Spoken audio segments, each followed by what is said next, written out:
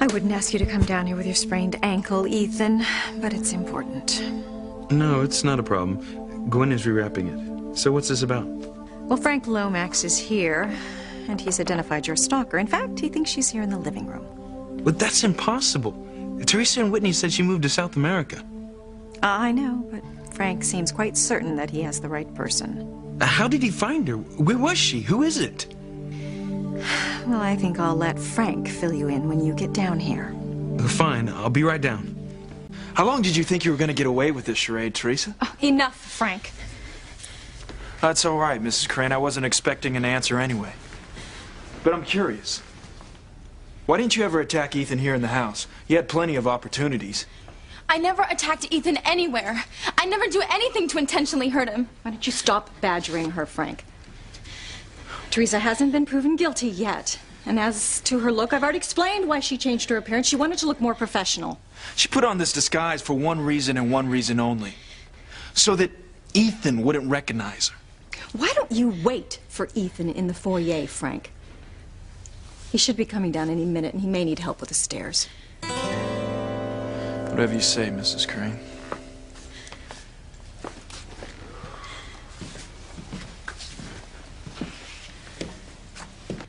Thanks for sticking up for me, Mrs. Crane. Well, if I am, Teresa, it is because I am genuinely confused here. I like you. And I can't believe you're guilty of perpetrating these crimes committed by the stalker. But if Frank is right, and you're the one who's doing these things, I'm going to do what I have to do, with great regret. But I will, because as fond of you as I am, my son Ethan is the most important person in the world to me. I don't understand, Mrs. Crane. Do what? Not only will you go to jail under the state's harsh new stalker laws, but I'm afraid I will have to fire your mother, Pilar, as this family's housekeeper. No, please. If you do that, my family will be destroyed.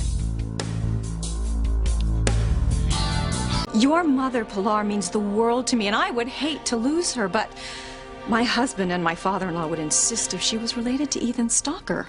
Please, Mrs. Crane. My mother loves working here. She's dedicated her life to you and this family. She's taken care of Ethan and Sheridan since they were young. You don't have to tell me that, Teresa. Well, then you know what this job means to her. Every week, after she pays the bills and buys groceries, she takes the little that's left from her paycheck and puts it into a special account for McGill's and my college education. She's so proud of that tiny little nest egg because it's the one dream she has left that might come true. If you fire her, she won't just lose that little savings. She'll lose her one last dream. Your mother is an excellent housekeeper. Someone else would hire her. No, they won't. And now that she's fired by the Cranes, she'll lose everything. All because of me. Then you're admitting that you're Ethan's stalker? I am not admitting anything, Mrs. Crane. I just don't want my mother punished for what Frank thinks I've done. Look at it this way, Teresa. If you're the stalker, Ethan will identify you.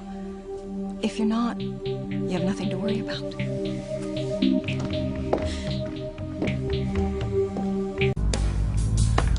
Joke's over, Frank. So where's the girl who was stalking me? I'm telling you, it's Teresa.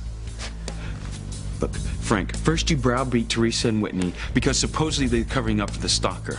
And when that didn't work, you accused Teresa of the crime. Come on, Frank, this isn't funny. I'm afraid Frank is quite serious, Ethan. He actually believes that Teresa is the stalker.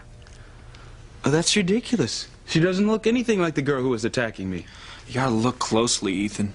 You take away the glasses, the new hairdo, the conservative clothes. She looks exactly like the girl in my sketch. That doesn't make any sense. Teresa's always looked like this, right? Well, actually, no. When I first met Teresa, she looked rather different. Quite pretty, actually. She changed her look when she first came to work for me. She even put a wig to cover her hair. Well, she wanted to look more professional. I still don't get it. All right, Teresa. Take off the wig. And the glasses. Stop it, Frank. You're embarrassing me. I'm sorry, but it's the only way I can get you to believe me. Now go ahead, Teresa. Show everyone here what you really look like.